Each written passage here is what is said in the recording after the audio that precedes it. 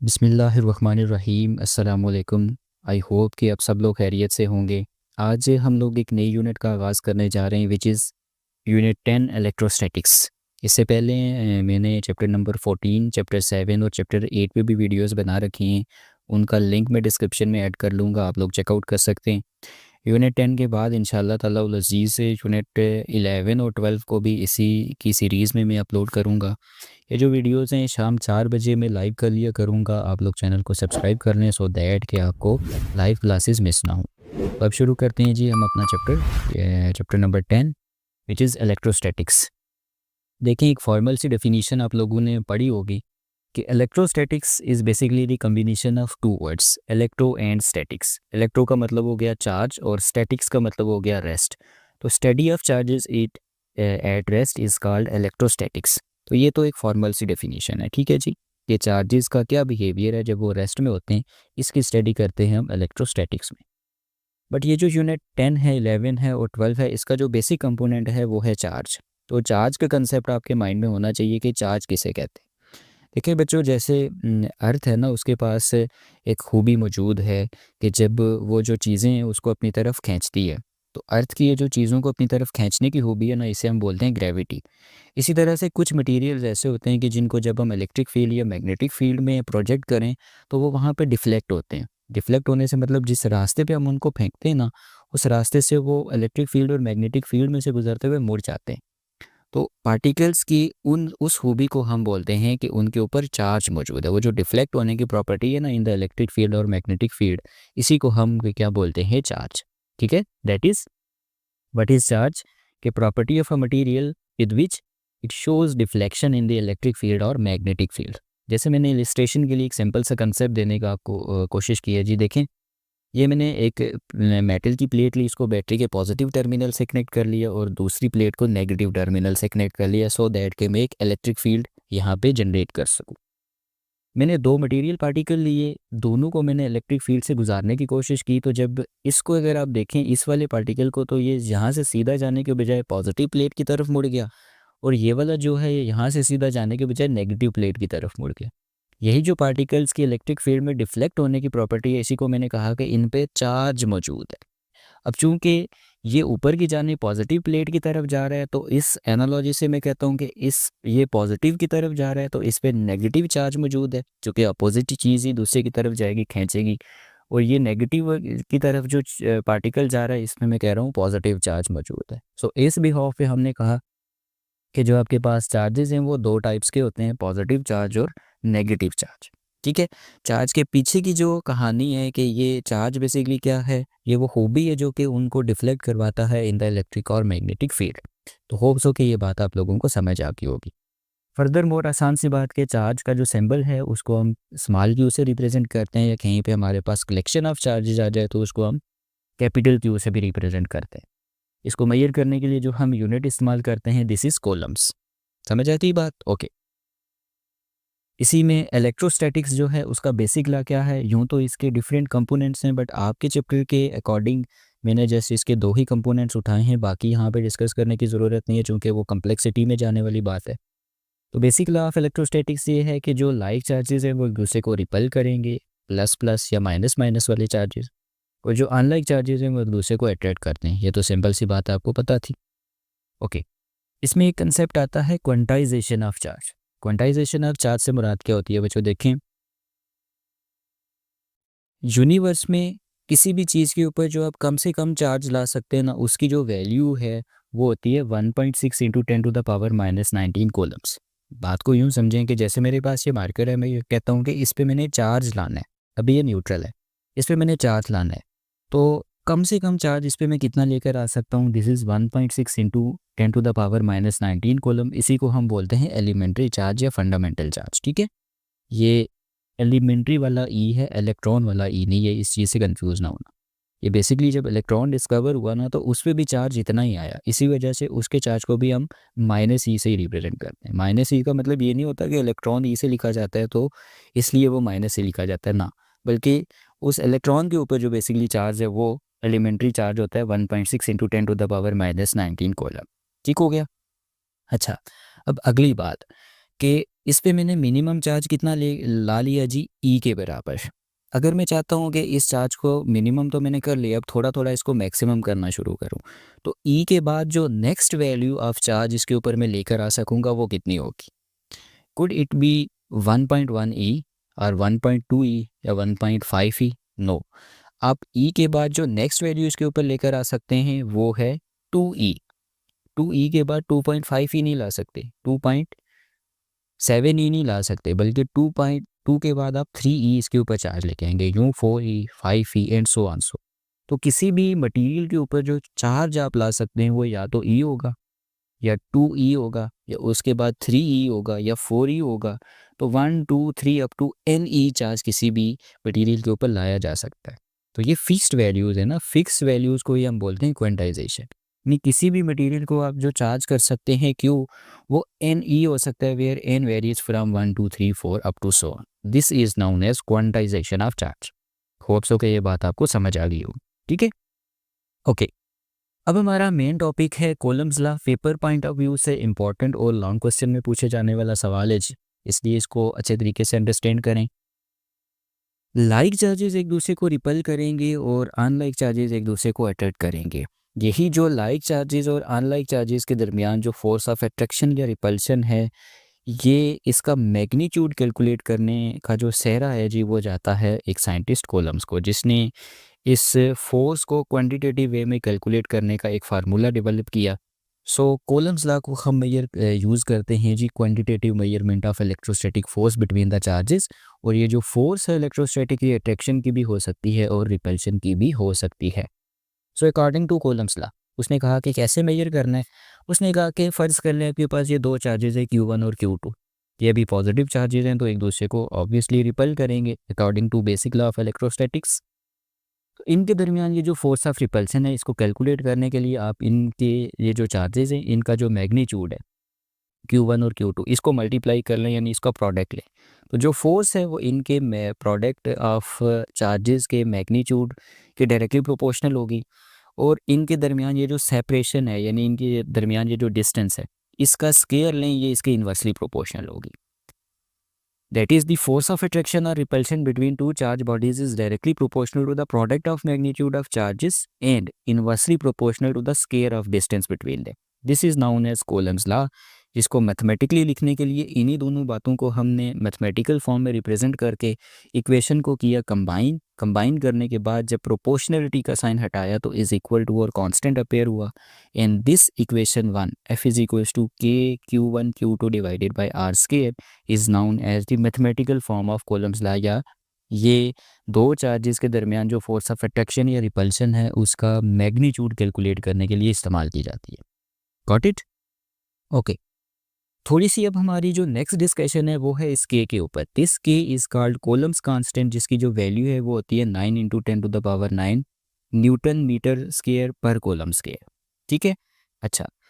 अब इसकी अमूमन एग्जाम्स में ये होता है कि जो न्यूमेरिकल वैल्यू है वो सेम देता है एग्जामिनर, और जो यूनिट है इसको चेंज कर लेता है।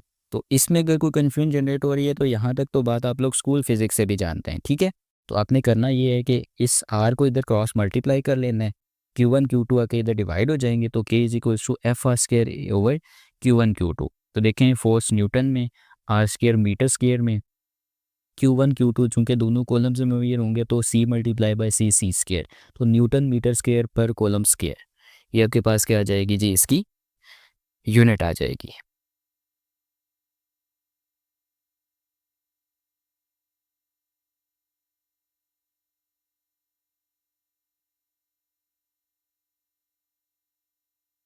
अच्छा जी, सॉरी टू से कि लाइट चली गई थी, तो यहाँ से मैं डिस्कस कर रहा था कि इसकी जो आपके पास आ जाएगी क्या चीज़, unit, this will be newton metre square per coulomb square. ठीक है जी। अब हम बात करते हैं कि ये जो कॉलम्स कांस्टेंट की वैल्यू है हमारे पास, ये आती कहाँ से है। ये आती कहाँ से है जी, कि इसके लिए एक फार्मूला इस्तेमाल होता है जी, 1/4 पाई एप्सिलॉन नॉट। ये एप्सिलॉन नॉट क्या चीज़ है? This is known as the permittivity of free space. अब ये इस पे मैं थोड़ी सी डिस्कशन करूँगा बच्चों। देखें, ये दो चार्जेस हैं Q1 और Q2। अब इनके दरमियान जो फोर्सेस है ना, जैसे मैं आपको यहीं पे मिसाल देता हूँ कि ये जो मेरी फ्लैश लाइट है इस वाइट बोर्ड के ऊपर आके पड़ रही है। अभी मैं फ्लैश लाइट के ऊपर अगर कुछ भी सामने वाइट बोर्ड और फ्लैश लाइट के दरमियान कोई चीज़ भी नहीं रखता तो फ्लैश लाइट डायरेक्टली आके बोर्ड के ऊपर पड़ रही है। बट अगर मैं दरमियान में अपना हाथ रख देता हूँ तो आप देखें कि लाइट जो है वो ब्लॉक हो रही है। ठीक है, तो बिल्कुल इसी तरह से ये जो दो चार्जेस हैं इनके दरमियान अगर कोई भी आपके पास कोई मीडियम मौजूद नहीं है, यानी ये वैक्यूम में पड़े हैं, बिल्कुल फ्री स्पेस में पड़े हैं, तो उस सूरत में जो आपके पास की है दिस विल बी 1/4 पाई। पाई की वैल्यू आप लोग जानते हैं 3.8 और एप्सिलॉन नॉट। परमिटिविटी का मतलब ये होता है कि आपके पास जो फ्री स्पेस है वो इस चार्ज की फोर्स को कितनी परमिट कर रही है, कितनी इजाज़त दे रही है कि वो Q1 को इफ़ेक्ट करे, और इसके फोर्स को कितना परमिट कर रही है कि वो इसको इफ़ेक्ट करे। तो ये जो फ्री स्पेस की परमिटिविटी है फोर्सेस के एक्सचेंज होने के लिए, इसी को हम बोलते हैं परमिटिविटी ऑफ फ्री स्पेस। ठीक है जी, तो के की जो वैल्यू है वो हम कैसे कैलकुलेट करते हैं, 1/4 पाई, और साथ में परमिटिविटी ऑफ फ्री स्पेस जिसकी खुद की वैल्यू होती है 8.85 इंटू 10⁻12 कोलम स्क्वायर पर न्यूटन पर मीटर स्क्वायर। बात समझ में आ गई है? ओके, अब इसमें एक चीज़ आपने याद रखनी है कि जो आपके पास के की ये यूनिट्स आई थी एग्जैक्टली उसी का रिवर्सल है आपके पास परमिटिविटी ऑफ फ्री स्पेस की यूनिट्स। देखें के को अगर मैं इधर शिफ्ट कर लूँ एप्सिलॉन नॉट को इधर इसकी वैल्यू कैलकुलेट करने के लिए, तो ऑब्वियसली इट इज़ के इनवर्स, तो इसलिए इसकी यूनिट्स यहाँ पे इनवर्स में चली जाती हैं। ठीक हो गया। अब ये जो वैल्यू ऑफ की है ये डिपेंड करती है किसके ऊपर, system of units. System of unit से मतलब चूंकि के की कैलकुलेशन का फार्मूला क्या है, F R square divided by Q1 Q2।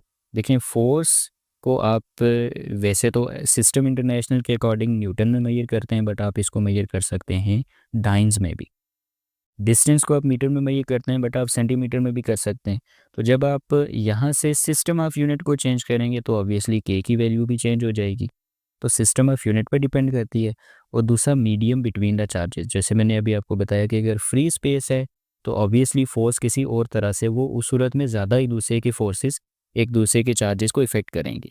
But अगर दरमियान में फ्री स्पेस के बजाय हम कोई मीडियम रख रहे हैं, जैसे मैंने आपको ये हाथ रख के एग्जांपल दी, तो उस सूरत में ये और ज़्यादा इफेक्ट करते हैं। यानी मीडियम आने से भी जो के की वैल्यू है या जो फोर्स है वो आपके पास इफेक्ट होती है और वो हमेशा रिड्यूस ही होती है। ठीक हो गया। अच्छा, अब हम इस के में सिंपल ये कर लें कि के की जगह ये जो वैल्यू मैंने लिखी 1/4 पाई, इसको अगर मैं यहाँ पे इंट्रोड्यूस करवा लूँ तो this is F is equals to 1/4 pi epsilon naught Q1 Q2 divided by R square. This is Coulomb's law in terms of permittivity of free space. बात समझ में आ गई है यहाँ तक? ओके, तो ये तो वो एक आसान सी बात थी। अच्छा, अगली बात ये है कि चूंकि फोर्स है तो फोर्स आप जानते हैं कि this is a vector quantity जिसका मैग्नीट्यूड भी होगा और इसी का आप यूँ समझ लें कि इसकी डायरेक्शन भी होगी। तो ऑब्वियसली डायरेक्शन के सेंस में हम फिर ये कह सकते हैं कि जो कॉलम्स लॉ है उसकी वेक्टर फॉर्म क्या बनेगी। देखिए बच्चों, मैं इधर ही आपको बता देता हूँ कि जब भी आप वेक्टर फॉर्म बनाएंगे तो हमने फोर्स के ऊपर लगा देनी है एक एरो हेड। ठीक है जी, या यहाँ पे नहीं लिखता, कन्फ्यूजन जनरेट हो जाएगी आपको। यहाँ पे मैं बेसिकली आपको बताता हूँ। ठीक है, कि एफ़ के ऊपर आप लगाएंगे एक एरो हेड, साथ में आप करेंगे के Q1 Q2 divided by R square. और ये जो आर है ना, ये चूंकि इनके दरमियान सेपरेशन है, इसी आर का हम लेंगे यूनिट वेक्टर। बात समझ में आ गई है? इसी आर का हम क्या लेंगे, यूनिट वेक्टर। इस चीज़ को रिप्रेजेंट करते हैं जी, दिस इज़ दी यूँ समझ लें कि vector form of Coulomb's law. ठीक है। अच्छा, अब vector form of Coulomb's law से और न्यूटन थर्ड लॉ, ये मैंने क्या बात लिखी है इस चीज़ को मैं एक्सप्लेन करता हूँ। देखिए मेरे पास दो चार्जेस हैं, दोनों नेगेटिव चार्जेस हैं Q1 और Q2। ऑब्वियसली Q2 Q1 को इस डायरेक्शन में फोर्स लगा के रिपल करने की कोशिश करेगा और Q1 जो है वो Q2 को इस डायरेक्शन में फोर्स लगा के रिपल करने की कोशिश करे। तो जो फोर्स लगा रहा है जी Q2 Q1 के ऊपर, इसको मैं रिप्रेजेंट कर लेता हूँ F12 से। F12, 1 का मतलब पहले चार्ज पे लगने वाली फोर्स और 2 मीन जो दूसरा चार्ज लगा रहा है। इसी तरह से जो पहला चार्ज दूसरे पे लगा रहा है this is F21, that is force on Q2 due to Q1। बात समझ में आ गई है? ओके, अब वेक्टर फॉर्म आप लोग जानते हैं कि चूंकि हमने इसके ऊपर सिंबल लगा देना है एरो हेड वाला और साथ में यूनिट वेक्टर इंट्रोड्यूस करवाना है। अब ये यूनिट वेक्टर बेसिकली F12 और इस यूनिट वेक्टर के साथ भी 12 लिखने से मुराद ये है, मतलब ये है इसका कि F12 ये बताएगा कि जो फोर्स है वो इस डायरेक्शन से इस डायरेक्शन में जा रही है। 1 2 से मतलब जो 1 की तरफ आ रही है फोर्स, किस चार्ज की वजह से, दूसरे चार्ज की वजह से। और यहाँ पे 2 1 लिखने से मतलब ये है कि फोर्स किधर जा रही है, 2 यानी सेकेंड चार्ज की तरफ जा रही है, किस वजह से, पहले चार्ज की वजह से। अब ज़रा आप 1 2 और 2 1 की फिर डायरेक्शन देखें ना, एक इधर जा रही है एक इधर आ रही है, तो ये जो दोनों यूनिट वेक्टर हैं एक दूसरे के अपोजिट डायरेक्शन में हैं, सो इनको लेके जाने वाली है, इनकी डायरेक्शन बताने, ये जिन फोर्सेस की डायरेक्शन बता रहे हैं ऑब्वियसली वो भी एक दूसरे के अपोजिट डायरेक्शन में होंगी। दैट इज F12 और F21 ये एक दूसरे के अपोजिट डायरेक्शन में होंगी। इसका मतलब ये म्यूचुअल फोर्सेस है। जो कॉलम फोर्स है ये म्यूचुअल फोर्स होती है। म्यूचुअल फोर्स से मतलब अगर पहला चार्ज दूसरे पे लगा रहा है तो दूसरा चार्ज पहले पे लगा रहा है। इसको आप यूँ समझ लें कि अगर पहले चार्ज का फोर्स लगाना दूसरे चार्ज पे एक्शन है, तो दूसरे चार्ज का पहले पे फोर्स लगाना रिएक्शन है। तो एक्शन और रिएक्शन मैग्नीट्यूड में तो सेम है बट डायरेक्शन में अपोजिट है। यही तो आपके पास है Newton's third law. So colons law is basically the manifestation of Newton's third law. ये बात भी क्लियर हो गई है। अच्छा, अब एक आसान सी बात कि अगर जब भी आप फोर्स कैलकुलेट कर रहे हो तो Q1 Q2 का आंसर अगर आपके पास पॉजिटिव आए तो फोर्स आपके पास रिपल्सिव होगी। क्यों? देखें, एक भी चार्ज पॉजिटिव है दूसरा भी पॉजिटिव है, तो ये एक दूसरे को रिपल करेंगे। ठीक है जी, शुक्र है लाइट आ गई है। और जो आपके पास जब दोनों चार्जेस एक दूसरे को रिपल करेंगे तो प्लस प्लस प्लस, इसी तरह से यहाँ पे दोनों चार्जेस सेम हैं तो फिर ये अगेन एक दूसरे को रिपल करेंगे तो माइनस माइनस अगेन प्लस। ठीक हो गया। इस सूरत में आपके पास जो फोर्स है वो क्या आएगी, रिपल्सिव फोर्स आएगी। बट अगर एक चार्ज पॉजिटिव दूसरा नेगेटिव है तो प्लस माइनस माइनस, तो Q1 Q2 का प्रोडक्ट अगर नेगेटिव आ रहा है तो फोर्स आपके पास अट्रैक्टिव होगी। Is that clear? नेक्स्ट आपके पास पॉइंट है जी, पॉइंट चार्ज क्या होता है। तो देखें, ये जो दो चार्जेस आपने ले रखे हैं, अगर इनका साइज इनके डिस्टेंस के मुकाबले में बहुत कम हो, या इसको आप उल्टा भी कह सकते हैं कि अगर डिस्टेंस बहुत ज़्यादा हो as compare to the sizes between the sizes of the charges, उस सूरत में दोनों चार्जेस को हम पॉइंट चार्ज कंसीडर करते हैं। मैं कंसेप्ट आपको ऐसे डिलीवर करता हूँ जी। देखें, मान लें कि आपके हाथ में एक फुटबॉल है। अगर आप उसको अभी देख रहे हैं तो ऑब्वियसली वो आपको बहुत बड़ा नज़र आएगा। बट थिंक अबाउट कि आपके सामने दूर एक पहाड़ी मौजूद है और उस फुटबॉल को आपके हाथ से लेकर उस पहाड़ी पर रख लिया जाता है, वो आपको एक छोटा सा पॉइंट नज़र आएगा। ठीक है, तो अब देखें ना, अभी आपके दरमियान और उस फुटबॉल के दरमियान जो डिस्टेंस है वो बढ़ गया है, जिसकी वजह से वो छोटा सा आपको एक पॉइंट नज़र आ रहा है। तो यही एनालॉजी है यहाँ पे भी कि अगर मैग्नीट्यूड ऑफ चार्ज जो है वो वेरी वेरी स्मॉल हो, मैग्नीट्यूड या साइज ऑफ चार्ज जो है वो स्मॉल हो as compare to the distance between them, तो उस सूरत में उन चार्जेस को हम क्या कंसीडर करते हैं, पॉइंट चार्जेस कंसीडर करते हैं। ठीक है, आपके पास एक चार्ज स्फीयर, यानी उसी तरह से एक फुटबॉल को कंसीडर कर लें कि फुटबॉल के सेंटर में अगर मैं कोई चार्ज रख लूँ, लेटर से यहाँ पे कोई भी चार्ज, ठीक है, तो इस चार्ज से जो फील्ड निकलेगी ना, ये नेक्स्ट टॉपिक जो हमारा इलेक्ट्रिक फील्ड, तो वो हर डायरेक्शन में यूनिफॉर्म निकलेगी, एक ही जैसी, एक ही जितनी फील्ड निकलेगी। तो इसके बाहर फिर जब मैं कोई भी चार्ज लेकर आऊँगा तो इस यूनिफॉर्म फील्ड की वजह से ये जो चार्ज स्फीयर है ये आपके पास बिहेव करेगा। इसके लिए एक पॉइंट चार्ज, चूँकि इसको मैं चाहे इधर रखूँ, कहीं भी इक्वल डिस्टेंस पे रखता जाऊँ कहीं पे भी इस चार्ज स्फीयर के बाहर, तो उसके लिए जो फील्ड है वो यूनिफॉर्म ही रहेगी, यानी उसका मैग्नीट्यूड चेंज नहीं होगा। Therefore this will behave as a point charge for this test charge. ठीक हो गया। अच्छा, बट कब तक, अगर ये जो चार्ज स्फीयर है ये आइसोलेटेड है। आइसोलेटेड से मुराद ये है कि अगर ये अकेला पड़ा हुआ है, इसके नज़दीक कोई और चार्ज नहीं है, अगर इसी तरह का कोई दूसरा चार्ज स्फीयर या कोई और चार्ज इसके नज़दीक आ जाता है तो उस सूरत में ये फिर वो वाला जो चार्ज है वो इसकी फील्ड को इफेक्ट करने की कोशिश करेगा, जिस वजह से ये बाहर वाले चार्ज के लिए पॉइंट चार्ज के तौर पर बिहेव नहीं करेगा। बात समझ में आ गई है यहाँ तक? ओके, लास्ट टू कंसेप्ट है जी, फील्ड फोर्स क्या होती है। तो देखें, ऐसी फोर्स जो कि किसी भी ऑब्जेक्ट के ऊपर उस के डायरेक्ट कांटेक्ट के बगैर लगे, तो उस फोर्स को हम बोलते हैं फील्ड फोर्स। मैं मिसाल देता हूँ कि देखें, ये आपके पास मार्कर जो है वो सामने आपको नज़र आ रहा है, इसको ग्रेविटी अट्रैक्ट कर रही है, अर्थ की जो ग्रेविटी है वो अट्रैक्ट कर रही है, चूँकि इसके बावजूद कि ये मैंने अर्थ के साथ डायरेक्ट कांटेक्ट में नहीं रखा हुआ, यहाँ से छोड़ूंगा ना तो ये फिर भी क्या करता है, ये अर्थ इसको अट्रैक्ट कर लेती है अपनी तरफ। ठीक है जी, तो आपके पास ऐसी फोर्स जो कि विदाउट दी कंटेक्ट, दो ऑब्जेक्ट्स के दरमियान फोर्स लगे और उनके दरमियान कोई कंटेक्ट मौजूद ना हो, ऐसी फोर्स को हम बोलते हैं फील्ड फोर्स। ठीक है, यहाँ पे भी अगर आप देखें तो दो चार्जेस एक दूसरे को जो रिपल कर रहे हैं तो एक दूसरे से कांटेक्ट में नहीं है, विदाउट कांटेक्ट एक दूसरे के ऊपर फोर्स लगा रहे हैं, तो ऐसी फोर्स को हम बोलते हैं फील्ड फोर्स। अब आपने पढ़ा कि जो कूलम्ब फोर्स है और ग्रेविटेशनल फोर्स है, तो ऑब्वियसली अगर इनका एक कंपैरिजन किया जाए तो दोनों फील्ड फोर्सेस हैं। अच्छा, जो हमारे पास ग्रेविटी की फोर्स है, आप लोगों ने फार्मूला पढ़ रखा है, F = G divided by R square. Earth के पर्सपेक्टिव में बात की जाए तो कैपिटल एम जो है वो अर्थ का मैस कंसीडर होगा और स्मॉल एम जो है वो उस ऑब्जेक्ट का मैस कंसीडर होगा जो कि अर्थ जिसको अपनी तरफ अट्रैक्ट कर रही है, और आर स्क्वायर से मतलब दोनों मैसेज के दरमियान का डिस्टेंस। इसका और इसका अगर आप कंपैरिजन करें तो दोनों में जो डिस्टेंसेस हैं, जो फोर्स है, वो डिस्टेंस के स्क्वायर के इन्वर्सली प्रोपोर्शनल आ रही है। इसमें प्रोडक्ट ऑफ चार्जेस की बात हो रही है, इसमें प्रोडक्ट ऑफ मैसेज की बात हो रही है। इसमें कहते हैं कि फोर्स को कैलकुलेट करते हुए कांस्टेंट आएगा जिसको कॉलम्स कांस्टेंट कहते हैं। ये कहती है कि फोर्स को कैलकुलेट करते हुए कांस्टेंट आएगा जिसको हम ग्रेविटेशनल कांस्टेंट कहते हैं।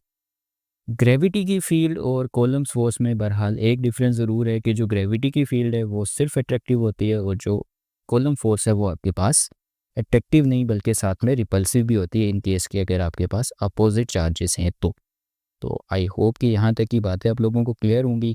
इसमें मेन कंसेप्ट ये हैं जी कि अपने क्वांटाइजेशन ऑफ चार्ज को अच्छी तरह से अपने माइंड में रखना है। कोई उसके बाद कॉलम्स लॉ जब भी पेपर में लिखेंगे तो स्टेटमेंट मैथमेटिकल फॉर्म, उसके बाद इसको इन टर्म्स ऑफ परमिटिविटी कैसे लिखना है, ये दो बातें भी एमसीक्यूज़ और शॉर्ट क्वेश्चन में पूछी जाती हैं। इन के की और एप्सिलॉन नॉट की वैल्यू ये एमसीक्यू में पूछी जाती है, इनकी यूनिट को ख़ास तौर पर माइंड में रखिएगा। उसके बाद this is a short question के how Coulomb's law is the manifestation of Newton's third law, this is the important short question, इसको ज़हन में रखिएगा। ओके, उसके बाद फील्ड फोर्स क्या होती है इसको ज़हन में रखना, और एज ए शॉर्ट क्वेश्चन और comparison between coulomb force and gravitational force, इसको भी अपने ज़हन में रखिएगा। और बाज़ दफ़ा ये भी पूछ लेता है कि how charge fair behave as a point charge, ऐसा जितना इंपॉर्टेंट नहीं है बट कंसेप्ट क्लियर होना चाहिए आप लोगों को। ठीक है जी, तो I hope this is the lecture number 1 over related to unit 10 electrostatics, आप लोगों को क्लियर होगा। इसमें अगर किसी किस्म की कोई कन्फ्यूजन है तो कमेंट सेक्शन में ज़रूर पूछ सकते हैं। Next lecture electric field and electric field intensity में मुलाकात होती है। तब तक के लिए अपना ख्याल रखिएगा। अल्लाह हाफिज़।